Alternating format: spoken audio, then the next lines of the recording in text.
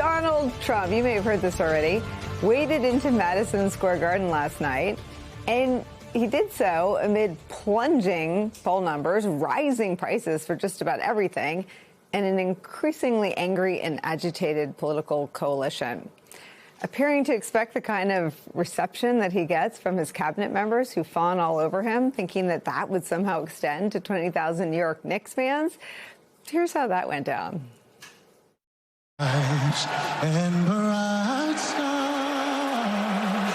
through the perilous fight.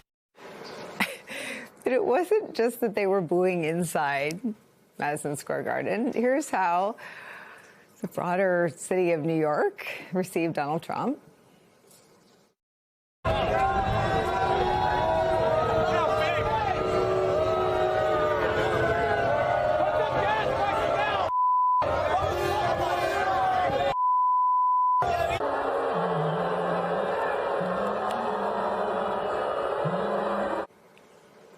I've never heard so much beeping as I did watching local news and the game last night. But Donald Trump is never one to let that reality get in the way of his own egos or delusions. And so this was his readout of how he was received at the Garden last night. I thought great. I mean, I thought it was amazing, actually. You mean when they had the camera on me? I thought it was very good, yeah. It was certainly amazing. It was, I think, mostly cheers. It was loud and it was very enthusiastic. Because, of course, last night was all about him and mostly cheers. That's not what anybody else heard. Let's let you hear it for yourself. This is that so-called mostly cheers, maybe from a different angle.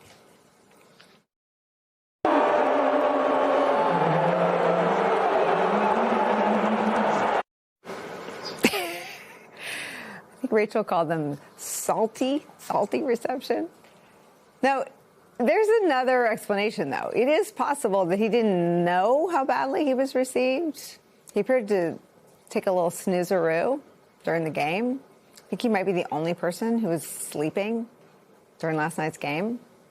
Trump's 7 hours in New York City is as good of a way into talking about where his entire presidency stands. He appears to many Americans to be asleep at the wheel 17 months into his second term as president. His approval rating remains at near record lows. It's 35% in the newest poll, a Reuters survey released yesterday.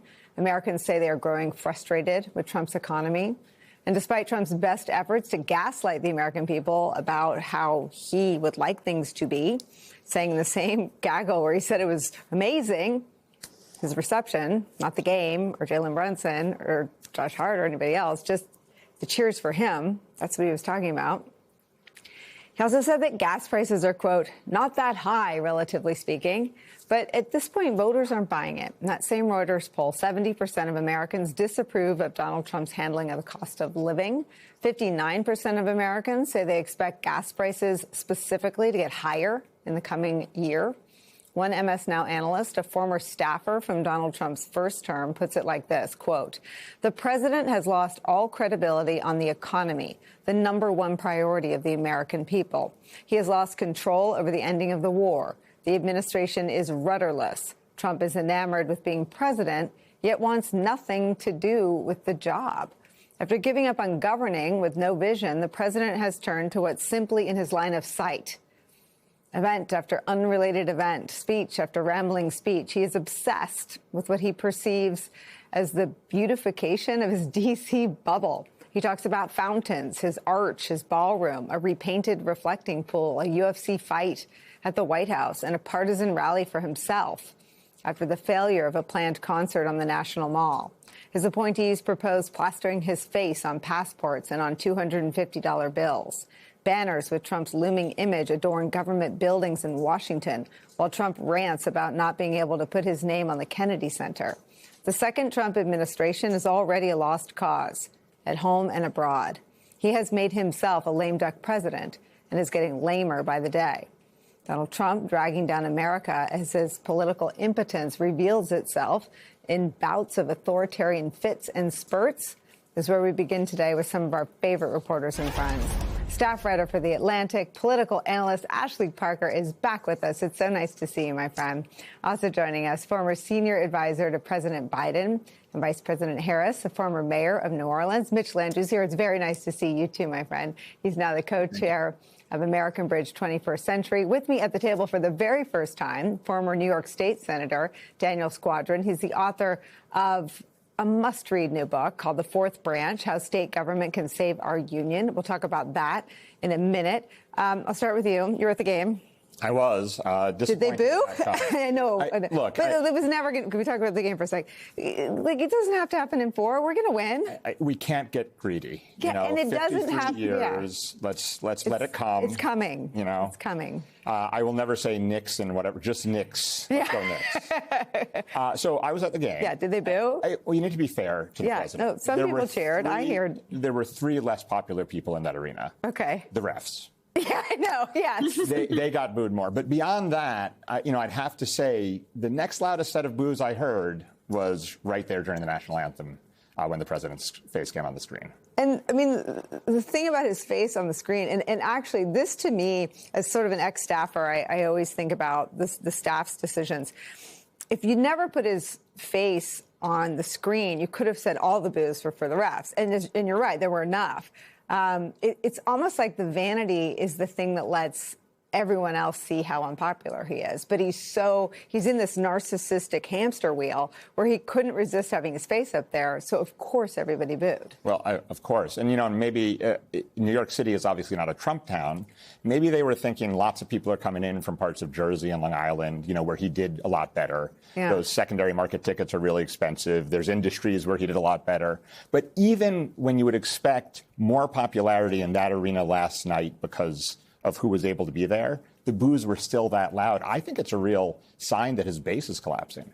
Yeah, I mean, Ashley, you don't need one of your epic 36-source stories to know that, like, the pressure cooker's about to burst. I mean, this is, and I wondered this out loud around the State of the Union about his information loop, the caliber and the quality of information he's getting. To me, he seems on top of everything else in an information bubble. Like, he's just not hearing the truth about anything.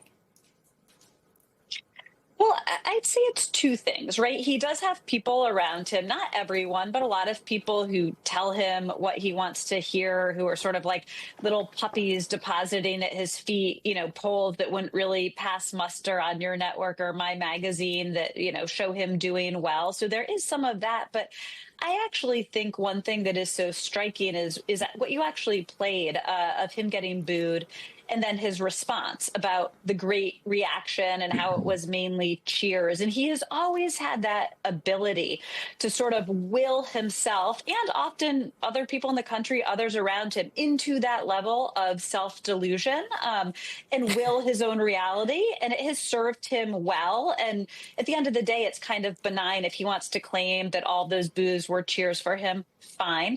But one thing that has been so striking about the recent months in his presidency is he has run up against the one reality he cannot will, which is voters know what gas prices are.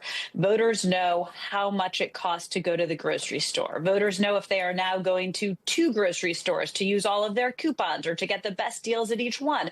And they know how much money they have in their checking accounts or how much they don't at the end of the month. And this is the one thing, despite this long history and lifetime of willing reality, that he cannot will. And that is why he is paying a political price in his approval numbers. I mean, Mitch, I think it's that plus the wars. I was around someone who's been enamored with Donald Trump for a decade, and she still likes him a lot, but she hates the war. And so it's this triple betrayal. I think 1 is the economy, 2 is the war, and 3 is the vibes are embarrassing. I mean, Gramps is asleep literally every time he's out in public, so God only knows what he's doing in private. Well, I think that if you ask people what they think, which is always a wise thing to do, they will tell you that the reason I voted for Donald Trump is because he said he was going to get out of forever wars because our investments in wars were hurting our pocketbooks. And he's actually tried to figure out a way to do the exact opposite of what he said he was going to do. And people feel betrayed, number one, because he lied to them again. But more importantly, the war is causing actually the costs to go up. And so these people are saying, wait a minute, I'm really confused about what you're doing. You're focused on bombs and ballrooms, but you're not focused on my pocketbook. And I may care about democracy. I may care about a bunch of other stuff. But what I really care about is supporting myself, making my rent, making my car payment, putting food on the table for my kids. And they can't do that right now. And no matter how many times he says they're okay, they're telling him, no, I'm not. And now I'm pissed. And so that is why we've spent this much time talking to working class people, which actually swung the election in his favor and are really up for grabs. And we're going to go get them. And I think those people have been very clear about what they want, what they care about, and why the president's not delivering for them. And they want to make a different choice now.